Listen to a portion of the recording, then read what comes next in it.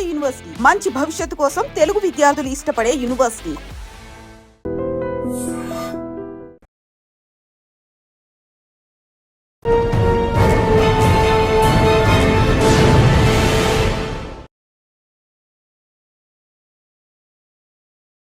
Welcome to crime diaries. ఈ వారం మన guest one of the best police officer.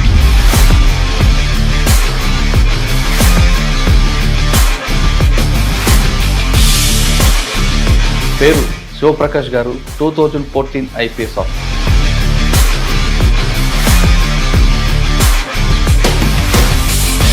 Bengaluru అనగానే ట్రాఫిక్ జామ్ అంటుంటారు.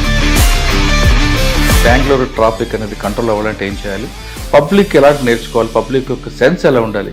ట్రాఫిక్ డిసిప్లిన్ ట్యాకిల్ చేయాలంటే ఎన్ఫోర్స్మెంట్ అండి.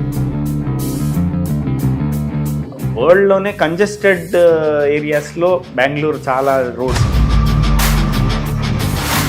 1.2 crore వెహికల్స్ ఉన్నాయి మనకి బెంగళూరులో. సార్ మొత్తం బెంగళూరులో అన్ని జోన్లో కొన్ని ఏ జోన్ ఎక్కువ ట్రాఫిక్ ఉంటుంది? నార్త్ చాలా ఎక్కువ ఉంటుంది. ఇప్పుడు ఎందుకంటే almost 50% of software companies of India ఇక్కడే ఉన్నాయి. కానీ బెంగళూరు సిటీ పోలీసు ట్రాఫిక్ మీద ఒక కొత్త కాన్సెప్ట్ తీసుకొచ్చారు. ఇప్పుడు బెంగళూరులో మొత్తం మనకి ఒక 44,000 ఇంటర్సెక్షన్స్ ఉన్నాయి. దానిలో ఆల్మోస్ట్ ఇప్పుడు 500 పైగా మనకి ఇప్పుడు 120 వరకు మనకి ఏ సిగ్నల్స్ పెట్టారు. మండ్యాలో క్రైమ్ మండ్యాలో క్రైమ్ ఎక్కువ, పొలిటికల్లీ చార్జ్డ్ అప్. ఇప్పుడు నిఖిల్ కుమారస్వామి సార్ ఇంకా సుమలత మేడంది పార్లమెంట్ ఎలక్షన్స్ ఉంటాయి, ఫుల్ చార్జ్డ్ అప్ ఎలక్షన్స్ ఉంటాయి. సుమలత గారి మీద దాడులు చేయడం, ఆమె కొంచెం ఇబ్బంది కూడా జరిగాయి కదండి ఉన్నాయి. బట్ అంబరీష్ సార్ చనిపోయారు, ఫిలిం యాక్టర్, బిగ్ బందోబస్తు. అంటే షుగర్ ఫ్యాక్టరీ బాయిలర్ బ్లాస్ట్ అయ్యి అక్కడ కెమికల్స్ అన్నీ నదిలో కలుస్తున్నాయని మాకు ఇది వచ్చింది కంప్లైంట్. సో అది ఏంటంటే బెంగళూరు వాటర్ సప్లైకి చేరుతుంది. అది శాండ్ బ్యాగ్స్ వేసి అదంతా కంటైన్ చేసి వాళ్ళ వేరే ఆఫీసర్స్తో, డిస్ట్రిక్ట్ అడ్మినిస్ట్రేషన్తో కలిసి చేశాం. హ్యూమన్ ట్రాఫిక్ కూడా ఎక్కువ ఉంటుంది కదా? హ్యూమన్ ట్రాఫిక్ ఉంది కొంచెం. అక్కడ నుంచి గోవాకి తీసుకెళ్తారు, గోవాకి వెళ్తారు, మహారాష్ట్రకి వెళ్తారు. అది ఒక్కటి కేసు క్రాక్ చేసాం అప్పుడు గదగ్లో ఉన్నప్పుడు. ఇట్లా మిస్సింగ్ గర్ల్స్ ఉన్నారు చాలా మంది, ఏజ్డ్ బిట్వీన్. కాంట్రాక్ట్ మ్యారేజెస్ అని ఉంటాయి. అవును. సో వాళ్ళు వచ్చి కాంట్రాక్ట్ టైప్లో మ్యారేజ్ తీసుకెళ్ళిపోయి వాళ్ళ దగ్గరే ఉంచుకుంటారు. పేరెంట్స్ మీద పెట్టాము, వాళ్ళ మీద పెట్టాము, ఎవరైతే అమ్మారో వాళ్ళ మీద పెట్టాము. ఈ డిపార్ట్మెంట్లో రావాలనుకునే వాళ్ళకి మీరు ఇచ్చే మెసేజ్? డిపార్ట్మెంట్కి అందరూ వెల్కమే, కానీ మనం ఎందుకు వచ్చాం డిపార్ట్మెంట్కి, మనం ఏం చేయగలుగుతాం? బికాస్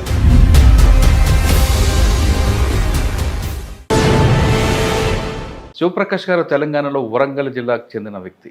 ప్రస్తుతం కర్ణాటకలో అతని పేరు చెప్తే ట్రాఫిక్ వాళ్ళ గారు మిగతా వాళ్ళందరూ కూడా కొంచెం చాలా భయపడుతుంటారు. ప్రస్తుతం ఆయన బెంగళూరులో సౌత్ ట్రాఫిక్ డీసీపీగా పనిచేస్తున్నారు. 2004లో ఐపీఎస్ సెలెక్ట్ అయిన ఆయన ఇక్కడికి వచ్చిన తర్వాత కర్ణాటకలో చాలా ప్లేస్లో పనిచేశారు, ఎస్పీగా చేశారు, ఇప్పుడు ట్రాఫిక్లో ఉన్నారు. సాధారణంగా బెంగళూరు అనగానే అందరికీ గుర్తుకొచ్చేది ట్రాఫిక్ జామ్. అసలు బెంగళూరు ట్రాఫిక్ జామ్ ఎందుకు అవుతుంటుంది, ఎన్ని బ్లాక్ స్పాట్స్ ఉంటాయి, అసలు పబ్లిక్కి ట్రాఫిక్ సెన్స్ ఉందా లేదా, ఇక్కడ బెంగళూరు సిటీ అంతా కూడా ఆటోమేటిక్ చలానా ఏ విధంగా జనరేట్ అవుతుంటాయి, ట్రాఫిక్ ఎందుకు జామ్ కావు, అదేవిధంగా మెయిన్ లైన్స్ తీసుకుంటే పీక్ టైంలో కూడా ట్రాఫిక్ కంట్రోల్ ఎందుకు కాకుండా హ్యాపీగా వెళ్తుంటుంది అనే విషయాలతో పాటు ఆయన గతంలో పనిచేసినప్పుడు లా అండ్ ఆర్డర్ కంట్రోల్ చేశారు. అదేవిధంగా ఇప్పుడు ప్రజెంట్ ట్రెండింగ్ క్రైమ్ అవుతున్న సైబర్ క్రైమ్ కానీ సోషల్ ఇంజనీరింగ్ క్రైమ్లో మనం ఎలాంటి జాగ్రత్తలు తీసుకుంటే అందులో నష్టపోవని విషయాన్ని సార్ నుండి తెలుసుకున్నాం. సార్ నమస్తే అండి. తెలంగాణ బిడ్డ, కర్ణాటకలో వెళ్తున్నారు, రైట్ సార్. 2014లో ఇందులోకి వచ్చిన తర్వాత మీరు చేసిన ఎక్కడెక్కడ పనిచేశారు, మీకు బాగా గుర్తుండిపోయిన కేసులు కానీ, అదేవిధంగా బెంగళూరు అనగానే ట్రాఫిక్ జామ్ అంటుంటారు. ట్రాఫిక్ జామ్ అన్నది కేవలం ఎడ్యుకేషన్, ఎన్ఫోర్స్మెంట్, ఇంజనీరింగ్ ఉంటుంది. ఇది కాకుండా పబ్లిక్ నుంచి ఎలాంటి రెస్పాన్స్ వస్తే, పబ్లిక్ ఏం నేర్చుకుంటే, పబ్లిక్ నుంచి ఎలాంటి రెస్పాన్స్, కామన్ సెన్స్ ఉంటే ఆ జాములు జరగకుండా ఉంటాయి. అంటే వెహికల్స్ పెరుగుతున్నాయి, రోడ్ స్పేస్ పెరగట్లేదు, కానీ ఎవరు రోడ్డు మీదకి వచ్చినా సరే ట్రాఫిక్ జామ్ అంటారు. టోటల్గా తీసుకుంటే పోలీస్ డిపార్ట్మెంట్లో ఫేస్ ఆఫ్ ద పోలీస్ అనేది ట్రాఫిక్. అటువంటి ఇంపార్టెంట్ దీంట్లో మీరు ఉన్నారు కాబట్టి మీకున్న అనాలిసిస్లో బెంగళూరు ట్రాఫిక్ అనేది కంట్రోల్ అవ్వాలంటే ఏం చేయాలి, పబ్లిక్ ఎలాంటి నేర్చుకోవాలి, పబ్లిక్ యొక్క సెన్స్ ఎలా ఉండాలి, ఈ రెండు విషయాలు చెప్పే ముందు శివప్రకాష్ గారు వరంగల్లో ఎలా జర్నీ చేశారు, ఐపీఎస్ కాకముందు కూడా మీరు సివిల్స్ రాసే కొన్ని ఐఆర్ఎస్ తీసుకున్నారు కాబట్టి ఆ జర్నీ ఒకసారి చెప్పండి. నా నేటివ్ వచ్చి వరంగల్. మా పేరెంట్స్ది అంటే మా ఫాదర్ది పర్కాల్ దగ్గర పెద్దకొడపాక అంత ఊరు. సో బట్ నేను బార్న్ అండ్ బ్రాటప్ వరంగల్లో. మా స్కూలింగ్ అంతా వరంగల్లోనే జరిగింది. నేను బీటెక్ హైదరాబాద్లో చేశాను. వరంగల్ పిల్లలు అంటే బిడ్డలు అంటే రఫ్గా ఉంటారు, మీరే మిల్కీ బాయ్ లాగా ఉన్నారు. వరంగల్ అనగానే హబ్బు కదా ఒకప్పుడు, అసలు ఆ భావజాలం లేదు. బీటెక్ హైదరాబాద్లో చేశాను, తర్వాత ఐఐటి మద్రాస్లో ఎంటెక్ చేశాను, తర్వాత సాఫ్ట్వేర్లో పనిచేశాను నేను. తర్వాత 2012 ఐఆర్ఎస్ ఐటీలో. ఎందుకంటే సివిల్స్ రావాలంటున్నారు, లక్షల్లో జీతాలు ఉంటాయి సాఫ్ట్వేర్. ఫస్ట్ నుండి యాక్చువల్లీ సివిల్ సైడ్ రావాలి అని ఉండే, అంటే బీటెక్ అయిపోయిన దగ్గర. అంటే వరంగల్లో పోలీసులు అంటే మీకు బాగా రోల్ మోడల్ ఉన్నారా? అవును, రోల్ మోడల్ ఉండే. ఎవరు? మా సజ్జన్నర్ సార్ ఉన్నారు, madam Warangal SP sir. Warangal encounters గా బాగా ఇష్టపడ్డారా? అలాగే సజ్జన్నర్ అంటే వరంగల్ మా యాక్చువల్లీ పోలీస్ చాలా రెస్పెక్ట్ ఉంటుంది. యాక్చువల్లీ పోలీస్ వాళ్ళని చూస్తే చాలా రెస్పెక్ట్. చాలామంది మంచి మంచి ఆఫీసర్స్ పనిచేశారు. సో మనకి అదొక ఇన్స్పిరేషన్ ఉండే ఫస్ట్ నుండి. శాలిని మిశ్రా మేడం కలెక్టర్ ఉండే వరంగల్ చాలా ఏళ్ల క్రితం, నేను స్కూల్లో ఉన్నప్పుడు. దెన్ చాలా మంది officers. Shalini Mishra madam collector, Soumya Mishra madam SP చేశారు, సజ్జనార్ గారు చేశారు. అంటే వీళ్ళందరూ మీకు. Mishra madam last time elections వచ్చినప్పుడు మేడం మాకే ఇన్ఛార్జ్ ఉండేది, మేడం గుర్తు చేస్తుండే మేడం కూడా. సో వాళ్ళని ఒక ఇన్స్పిరేషన్ ఉండేవాళ్ళు. సో అట్లా సివిల్ సర్వీస్ ముందుండి రాద్దాము, బట్ కొంచెం సాఫ్ట్వేర్కి వెళ్ళి కొంచెం అంతా సెక్యూర్ చేసుకున్న తర్వాత రాద్దామని సాఫ్ట్వేర్లో కూడా పనిచేసిన తర్వాత రిజైన్ చేసి రాశాను. ఐఆర్ఎస్ఐటి 2012 బ్యాచ్ ఉండే, 2014 ఐపీఎస్ కర్ణాటక క్యాడర్. సో ఇక్కడికి వచ్చిన తర్వాత ఫస్ట్ నేను ఏసీపీ వచ్చి యాద్గిర్ జిల్లాలో. సార్ మీరు సాఫ్ట్వేర్లో వచ్చారు, ఓకే, మీ వేళ్ళన్నీ కూడా కీప్యాడ్ మౌస్ మీద ఉంటాయి, కానీ ఎన్పీకి వచ్చిన తర్వాత మీ ఫిట్నెస్ కానీ మీ విషయాలు అన్నీ కూడా మీకు బాగా పిండుతారు వాళ్ళు. మీకు ఇబ్బంది పడలేదా? ఎందుకురా వచ్చాను ఇందులో హాయిగా ఉండకుండా? లేదు, అక్కడికి వెళ్ళిన తర్వాత ఆ జోష్ వేరేలాగా ఉంటుంది. ఫిట్నెస్లో కానీ రైఫిల్ షూటింగ్లో కానీ ఫిట్నెస్ ఫస్ట్ నుండి నాకు అంటే స్పోర్ట్స్ అంటే చాలా ఇష్టం ఉండేది. బట్ ట్రాన్సిషన్ అంతేం కష్టం కాదు, బట్ ఎవరికి కూడా కష్టం కాదు. ఫస్ట్ ఒక 2 months కష్టం అవుతుందేమో అందరికి, బట్ లేటర్ అడ్జస్ట్ అయిపోయి చాలా మంది చాలా ఎక్సెల్ అవుతారు ఆ ఫీల్డ్స్లో. సో అదేం ప్రాబ్లం రాలేదు. ఎన్పీ ట్రైనింగ్ అయిన తర్వాత ఫస్ట్ సో నేను ఫస్ట్ పోస్టింగ్ నాది ఏఎస్పీ. నేను యాదగిర్ జిల్లా సూర్పూర్లో ఉండేవాడిని. ఆల్మోస్ట్ మా తెలంగాణ బార్డర్, అది తెలంగాణ బార్డర్ డిస్ట్రిక్ట్. దెన్ అక్కడ అయిన తర్వాత నా ఫస్ట్ పోస్టింగ్ మండియా ఎస్పీగా చేశాను. సార్ యాదగిరిలో మీ బాగా మెయిన్ వచ్చిన ఛాలెంజ్ ఏమొచ్చింది, మీ మార్క్ ఏముంది అక్కడ? ఎందుకంటే కంప్లీట్ డ్రై ఏరియా, ఎక్కువగా క్రిమినల్స్ యాక్టివిటీస్ ఉంటుంటాయి. యాదగిరి కొంచెం రూరల్ సెటప్ ఉండే ఏరియా. కొన్ని మర్డర్ కేసెస్ యాక్చువల్లీ ఇప్పటికీ చాలా మెమరబుల్, అంటే చాలా కాంప్లికేటెడ్ మర్డర్ కేసెస్ ఉండేవి. అవి సాల్వ్ చేసాం. లేదు, డిటెక్ట్ చేసాము. డిటెక్ట్ చేసిన తర్వాత కూడా, ఎందుకంటే అక్కడ కృష్ణా నది వెళ్తుంటే నారాయణపూర్ అంతా ఒక డ్యామ్ ఉంటుంది. ఆ డ్యామ్లో ఏంటంటే అన్నోన్ డెడ్ బాడీస్ చాలా కొట్టుకొచ్చాయి మా కెనాల్స్లో. సో తెలిసేవి కాదు ఎక్కడి నుండి వచ్చాయి ఏంటి అనేవి తెలిసేవి కాదు. సో కొన్ని మర్డర్ అయ్యి ఉండేవి. సో వాటిని చిన్న చిన్న క్లూస్ పెట్టుకొని వాటిని డిటెక్ట్ చేసి, సో అలా చాలా మెమరీస్ ఉన్నాయి యాదగిరిలో. ఒక మంచి కేసు చెప్పండి. లీడ్ ఎక్కడ? ఒక నారాయణపూర్ పోలీస్ స్టేషన్లోనే, ఐ థింక్ వే బ్యాక్ 2017లో. సో బేసికలీ అక్కడ ఒక ఆయనని బేసికలీ ఒక కాలిన శవం దొరికింది మాకు. ఫస్ట్ ఓన్లీ స్కెలిటన్ ఉండే. సో ఏం లేకుండే, అంటే నథింగ్, ఏమీ ఎవిడెన్సెస్ లేకుండే మాకు. సో అది చూసి కొంచెం దూరంలో మాకు ఒక షర్ట్ దొరికింది. ఆ షర్ట్ దొరికితే అక్కడ చిన్న టైలర్స్ది ఊరు దొరికింది మాకు. దాని తర్వాత అక్కడి నుండి అక్కడ కెమెరాస్ కూడా లేవు, చాలా రూరల్ ఏరియా, అది బ్యాక్వర్డ్ రూరల్ ఏరియా. సో అక్కడి నుండి చూసుకుంటూ వెళ్తే ఒక పాన్ షాప్ అతను చెప్పారనమాట, ఈ నెంబర్ బండి వాళ్ళు వచ్చారు, ఆ రిజిస్ట్రేషన్ బీజాపూర్ జిల్లా వాళ్ళది అని. సో పక్క నైబరింగ్ బీజాపూర్, అంటే డ్యామ్ దాటితే బీజాపూర్. సో వెళ్ళి అక్కడికి అనుకుంటే ఊరు ఏదైనా వెతకాలి మనం, ఎన్నో ఊర్లు ఉంటాయి బీజాపూర్లో. సో అట్లా అని చెప్పి 2 కానిస్టేబుల్స్, ఒక సబ్ ఇన్స్పెక్టర్, మంచి వర్కర్స్ ఉండేవాళ్ళు. ఒక్క క్లూ దొరికింది మాకు, ఏంటంటే ఒక ఆయనను ఐడెంటిఫై చేసాము. ఆయన బెంగళూరులో పనిచేస్తాడు అని మాకు తెలిసింది, ఒక లారీ దానిలో డ్రైవర్ అని. But A lorry A driver అనేది తెలియదు. సమ్ గూడ్స్ అని వాళ్ళ ఇంటి ఏరియా తెలిసింది మాకు. సో మా కానిస్టేబుల్స్ వాళ్ళు ఆల్మోస్ట్ 1 month అక్కడే బెంగళూరులోనే ఉండి, సో చూస్తుంటే ఆయన మాకు 15 days దొరకలేదు. ఎందుకంటే ఆయన బెంగళూరు నుండి మ్యాంగ్లూరుకి వెళ్ళాడు. అతను ఫిష్ ట్రాన్స్పోర్ట్ డ్రైవర్ అనమాట ఆయన. సో తర్వాత 15 days తర్వాత వాళ్ళు ఫోన్ చేస్తారు, సార్ ఈయన మీద అనుమానం ఉంది అని. దాని తర్వాత ఆయన గురించి వెరిఫై చేస్తే, వాళ్ళ ఇంటి గురించి వెరిఫై చేస్తే బీజాపూర్లో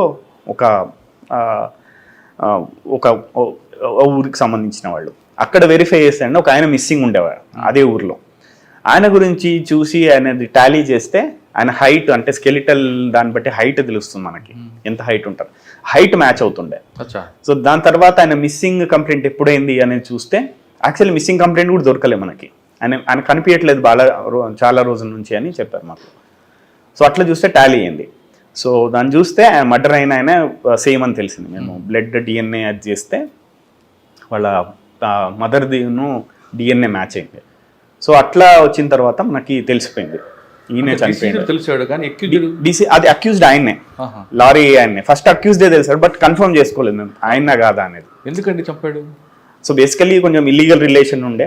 సో వాళ్ళ వైఫ్ వీళ్ళకి ఇల్లీగల్ రిలేషన్, దాంతో వాళ్ళ వైఫ్ ఈయన కలిసి చంపారు. వైఫ్ లవర్ కలిసి హస్బెండ్ని చంపారు. సో అదొక ఇప్పటికీ బాగా గుర్తుండిపోయే కేసు నాకు అది. సార్, యాదగిరి ఆ ప్రాంతంలో ఎక్కువగా ఆంధ్ర సెటిలర్స్ ఉంటారు, క్యాంపులు ఉంటాయి. ఇక్కడికి వస్తారు, ఏదో గొడవ పడుతుంటారు, వెళ్తుంటారు, అక్కడ పోతుంటారు. లేదు ఇక్కడికి వచ్చారని కర్ణాటక వాళ్ళు కూడా కొంతమంది వాళ్ళని సెటిలర్స్ అని ఒక చిన్న చూపు చూడడం, వాళ్ళకి సివిల్ డిస్ప్యూట్స్ తీసుకురావడం, చాలా రకరకాల ఇష్యూస్ జరుగుతుంటాయి. ఎక్కడో కనిపిస్తుంటుంది ఒక చిన్న క్యాంప్ లాంటి. ఆ ప్రాబ్లం ఎలా సాల్వ్ చేశారండి? క్యాంప్స్ యాక్చువల్లీ చెప్పాలంటే ఇప్పుడైతే అన్ని మింగిల్ అయిపోయారండి. అవునా? మొత్తం క్యాంప్స్ ఇదివరకు అంటే ఐ థింక్ 10-15-20 years ముందర ఆ డిస్టింక్షన్ ఉండేది, కానీ ఇప్పుడు అసలు మొత్తం క్యాంప్స్ మామూలు ఊర్లు అన్నీ సేమ్ కలిసిపోయారు.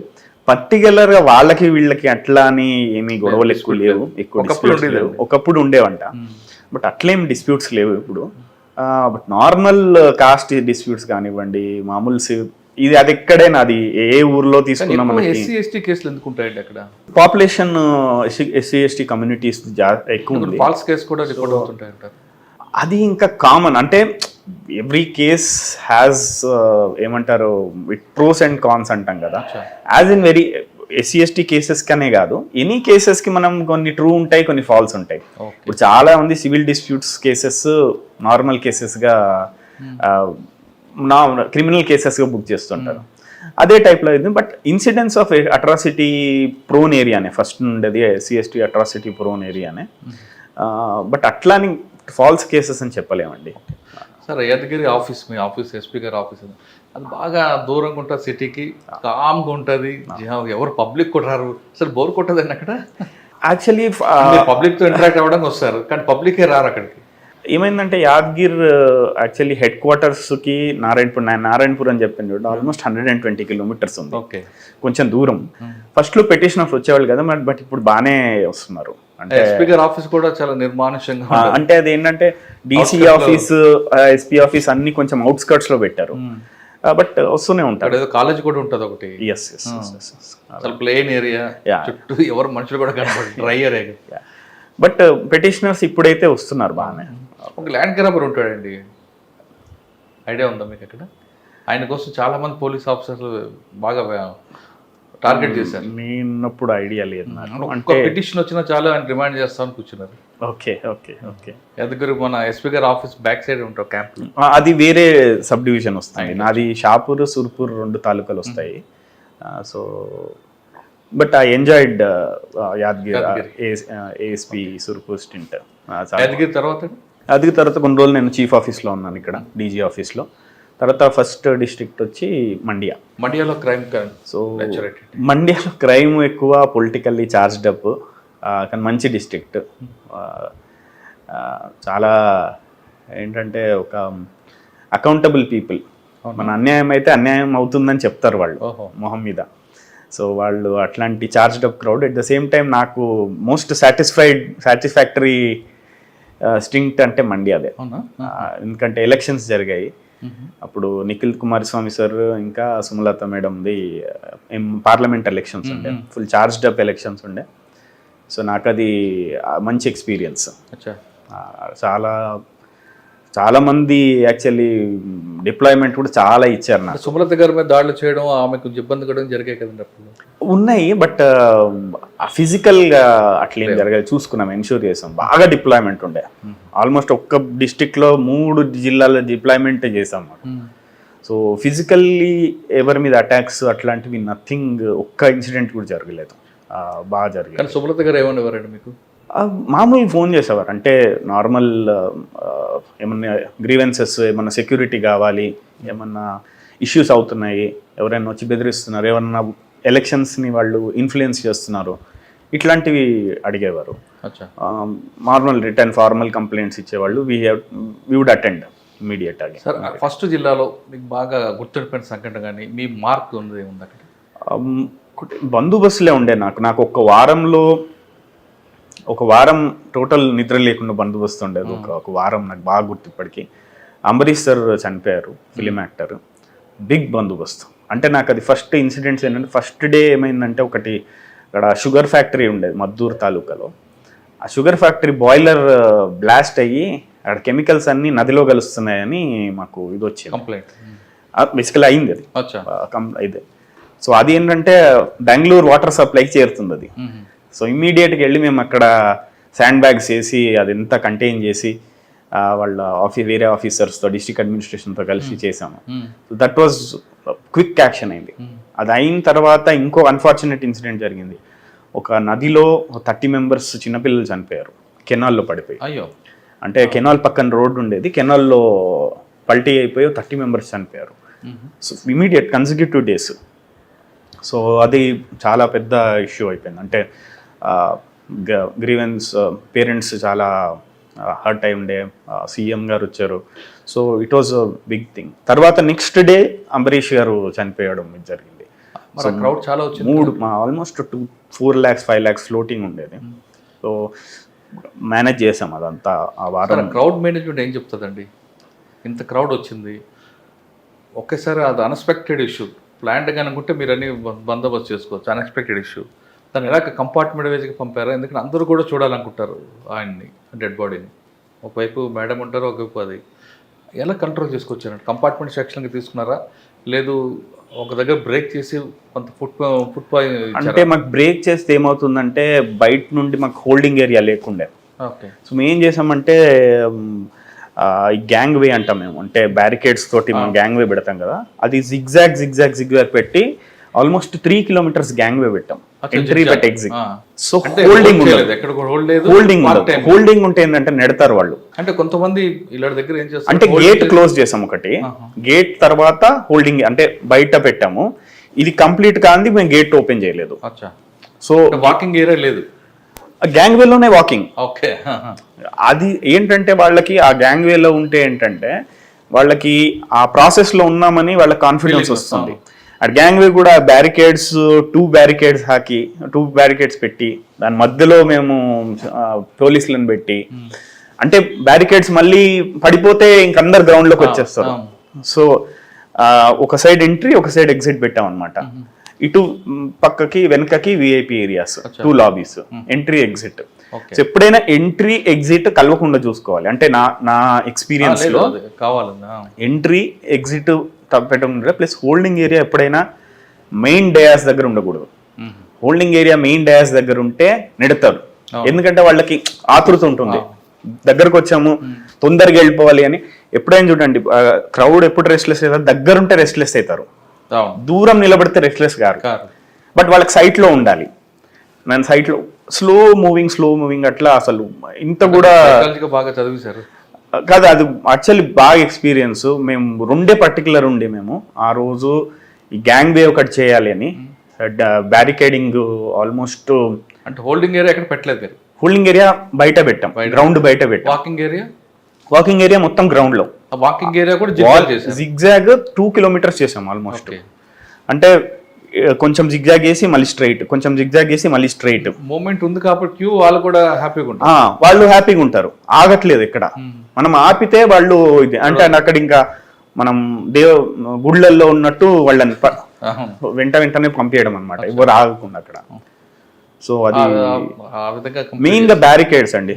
మా పోలీసుకి మల్టీప్లేయర్ ఎఫెక్ట్ ఇట్లాంటి పెద్ద బందోబస్తులలో మాకు బ్యారికేడ్స్, పార్కింగ్, బ్యారికేడ్స్ ఇవి 2 సరిగ్గా ఉంటే మనకి ఎంత పెద్ద బందోబస్తు అయినా చేయొచ్చు. హోల్డింగ్ ఏరియా మాత్రం స్టేజ్ దగ్గర ఉండకూడదు. గుంపు 1 లైన్ కాకుండా 2 లైన్స్ 3 లైన్స్ ఎప్పుడు పంపించకూడదు. నెట్టుకుంటారు అక్కడ, సింగిల్ లైన్ అంతే పెట్టాలి. గ్యాప్ పెడితే ఇంకా బెటర్ ఏమో, జిగ్జాగ్ పెడితే బెటర్. ఇన్స్టెడ్ ఆఫ్ పెద్దది పెట్టే బదులు చిన్నది జిగ్జాగ్ పెడితే మనకి నడుస్తూ ఉంటారు కంటిన్యూస్ గా, 1 by 1 వెళ్తూనే ఉంటారు. తిరుపతి క్యూ లాగా మనకి ఎంతైనా నడుస్తూనే ఉంటుంది అది. సో కాబట్టి ఇబ్బంది ఉండదు. అది బాగా గుర్తుంటుంది. మాకు బాగా చాలా గుర్తుంది.